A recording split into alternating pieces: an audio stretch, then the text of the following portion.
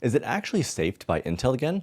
Or are these new processors still ticking time bombs after the 13th and 14th generation issues? If you're looking for a real long-term reliability review on the Core Ultra 7 270K Plus, this is the one. The short answer is yes. This chip is a big step forward for stability and longevity. But if you want the full story, including the problems I personally dealt with dozens of times on the previous generation, stick with me. What's up everyone? It's the Don with the Don Tech, and tech is my business. Intel, for as long as I can remember, has been known for their reliability, longevity, and durability.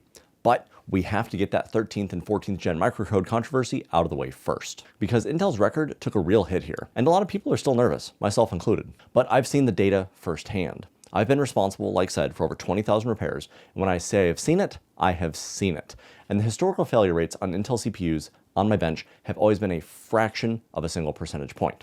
And looking at these new LGA 1851 chips, they seem no different so far. There are no widespread reports of major microcode issues requiring an emergency BIOS fix just to protect the chip itself. Watch it be a thing before the video comes out. Now, talking specifically about the 13th and 14th gen chips, I have seen several of those fails with my own eyes. For nearly 2 decades, I've built, repaired, and diagnostically tested over 20,000 PCs in my career.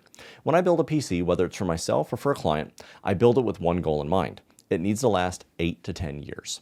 You should be able to upgrade because you want to, not because your hardware forced you to due to a failure. When a gaming grade PC with one of those chips comes in and something I'm diagnosing, it's usually the first place I look unless there are other obvious problems. On the occasions where I've ruled everything else out, Intel was always quick to issue an advanced RMA to the consumer. Once the new chip was swapped and the motherboard was ready to go with a proper BIOS update, the problems immediately stopped and their system was ready to go. Props to Intel for making those warranty process claims extremely simple. And from my professional and personal experience, the microcode failures almost always happened when the chip was being pushed hard, overclocked, or used extensively for high refresh rate gaming. Something you should be able to do, but constantly running it at the peak voltage and performance instead of sitting at idle was what caused that microcode issue to come up probably faster than it would normally come up. Running that way without the updated biosafety limits was a recipe for disaster, and something that honestly could have and should have been 100% avoided. But again, props to Intel for handling those warranty situations the way that they did, but the same cannot always be said for some AMD chips in the same 3 to 5 year window.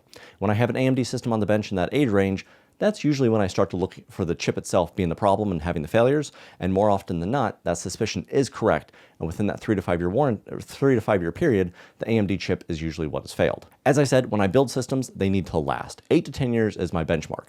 Especially right now, when every component is so expensive, you want to make sure that what you're buying has a proven track record of day in and day out reliability. And that Core Ultra 7 270K Plus sits right at a great spot. It's a happy medium with strong performance without going full Ultra 9. Under my full sustained Cinebench load, this chip handled the stress extremely well, maxing at just about 77 degrees Celsius while pulling only 200 watts. And at idle, it sat at a very cool 33 degrees Celsius. And don't let anyone tell you that an idle desktop CPU running at 50 degrees Celsius is acceptable for longevity. It just isn't. If you're interested in more practical breakdowns, real-world benchmarks, or just honest truth about hardware, make sure you subscribe and drop a like if this video was helpful. The low operating temperatures on this 270K Plus give it a lot of thermal headroom before it even gets close to dangerous levels.